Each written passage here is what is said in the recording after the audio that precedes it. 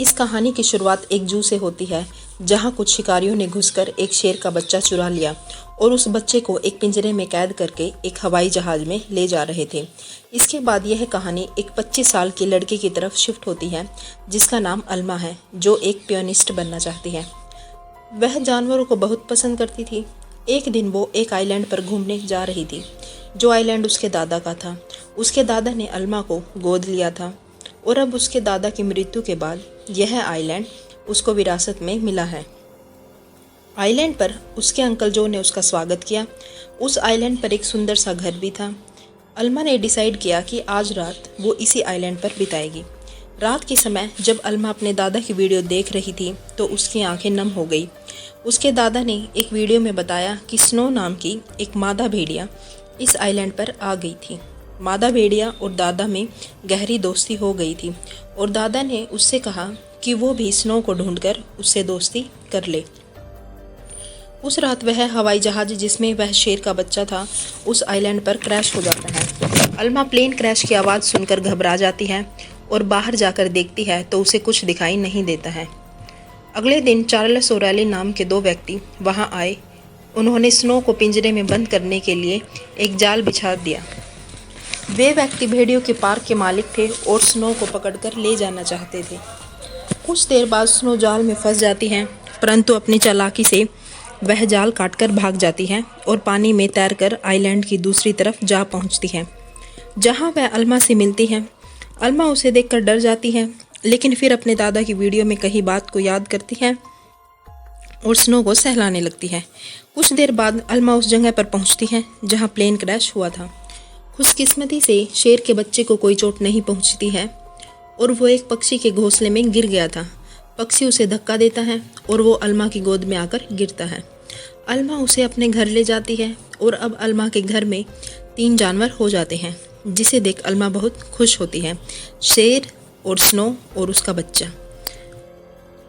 अल्मा ने अपने अंकल जो को बुलाया, लेकिन उसके अंकल ने अल्मा को कहा कि इन जानवरों को घर पर रखना खतरे से खाली नहीं है, इन्हें तुम जू में छोड़ आओ। अंकल जो ने अल्मा को बताया कि शेर के बच्चे को ढूंढने जू के कर्मचारी वहां जरूर आएंगे। अगले दिन एनिमल कंट्रोल वाले वहां पहुंच गए। उसे पता था कि जू वाले कितने निर्दयी होते हैं, इसलिए उसने तय किया कि वह किसी को इन जानवरों के बारे में नहीं बताएगी। उसने झूठ बोला कि उसने किसी शेर के बच्चे को नहीं देखा है।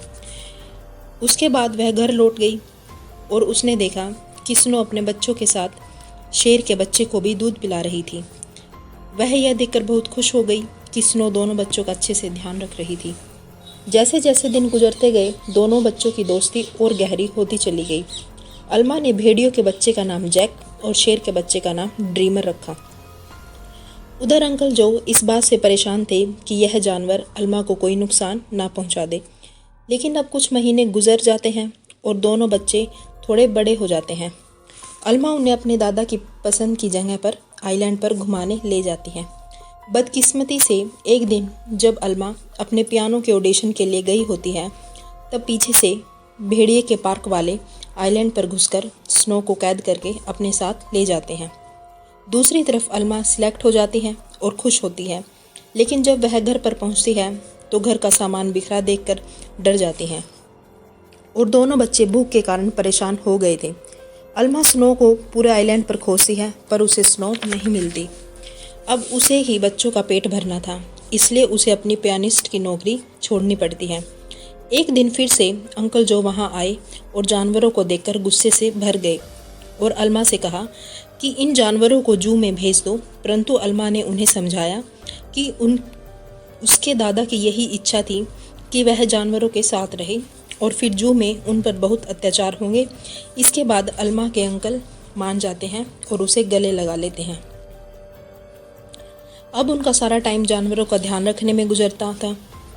अल्मा जैक और ड्रीमर से बहुत प्यार करती थी और अब 1 साल बीत जाता है और जानवर बड़े हो जाते हैं।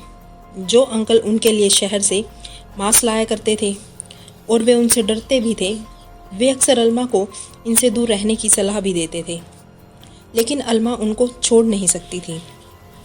इसके बाद हमें मूवी में दिखाया जाता है कि एक दिन एक माँ और बेटी एक कश्ती में आइलैंड के पास आए उन्हें देख जैक उनकी तरफ जाने लगा और अल्मा उसे वहां जाने से रोकती हुई भागती है और एक पत्थर से टकराकर नीचे गिर जाती है और सिर में चोट लगने की वजह से बेहोश हो जाती है और माँ बेटी वहां से उसे बिना देखे चले जाते हैं।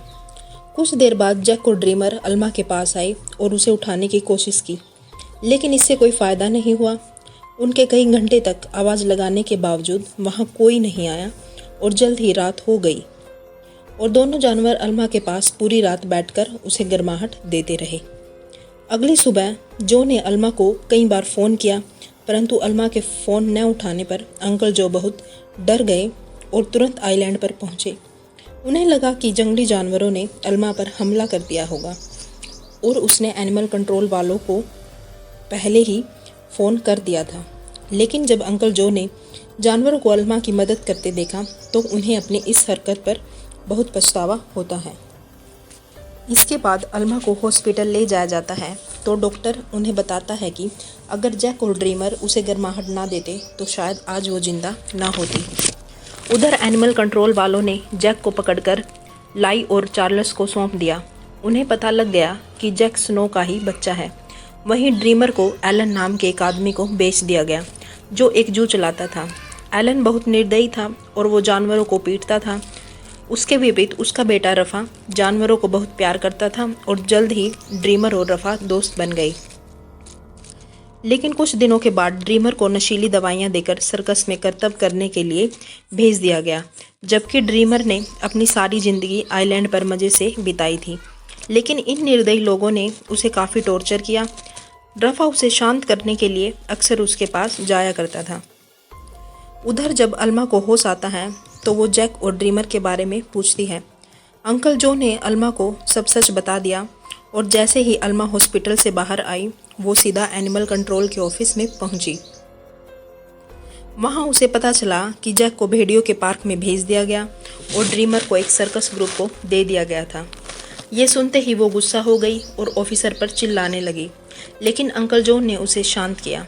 कुछ देर बाद अल्मा ने एलन को फ़ोन करके जैक के बारे में पूछा। एलन ने कहा कि जैक यहाँ खुश है।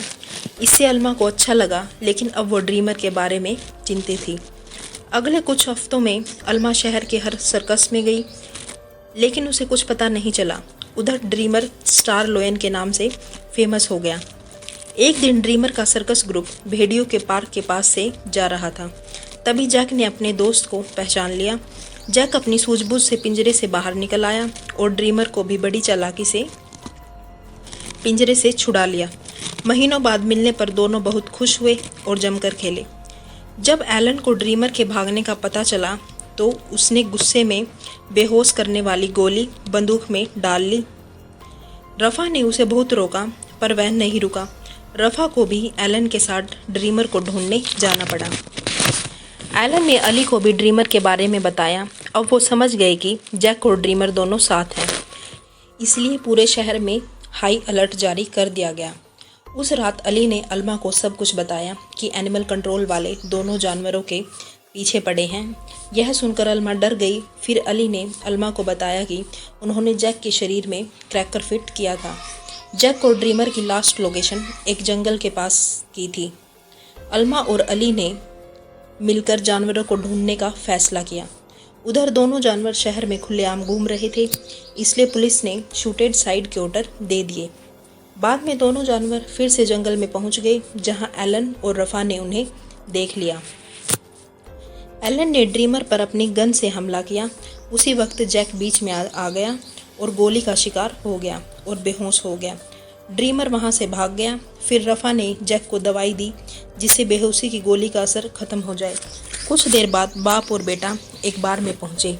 अली और अल्मा भी ट्रैकर की वजह से उनके पास पहुंच गए, लेकिन एलन ने उनसे कहा कि उनके पास कोई ट्रैकर नहीं है और उन्हें बाहर भेज दिया। लेकिन रफ़ा बहुत समझदार था। उसने बाथरूम का बहाना बनाकर अली और अल्मा को सब सच बता दिया। वो उन्हें जंगल में ले गया। वहाँ उन्हें ड्रीमर मिल गया। इसके बाद ड्रीमर उन्हें एक झोपड़ी में ले गया जहाँ जैक आराम कर रहा था। लेकिन तभी अल्मा को पुलिस के आने का शक होता है और वो जैक और ड्रीमर को खुफिया रास्ते से भगा देती है। अब आइलैंड तक पहुँचने के लिए उन्हें एक नदी पार करनी थी, लेकिन वहाँ कोई कश्ती नहीं थी, इसलिए सबको तैर कर जाना था। जैक नदी में तैरने लगा, परंतु ड्रीमर पानी से डरता था। ड्रीमर वापस जंगल की ओर मुड़ गया। जैसे ही जैक और अल्मा तैर रहे थे, उन्हें बंदूक चलने की आवाज़ आई। इसका मतलब था ड्रीमर अब इस दुनिया में नहीं रहा। अल्मा आइलैंड पर जाकर रोने लगी, लेकिन तभी ड्रीमर उसके सामने आ गया। अल्मा ने जैक और ड्रीमर के आने की खुशी में पियानो बजाया। अब उनका परिवार कंप्लीट हो गया था। अंत में अल्मा ने पार्टी में अपने प्यारे जानवरों की कहानी बताई और वो तीनों खुशी खुशी फिर से साथ रहने लगे। यह फिल्म यहीं पर समाप्त होती है। धन्यवाद।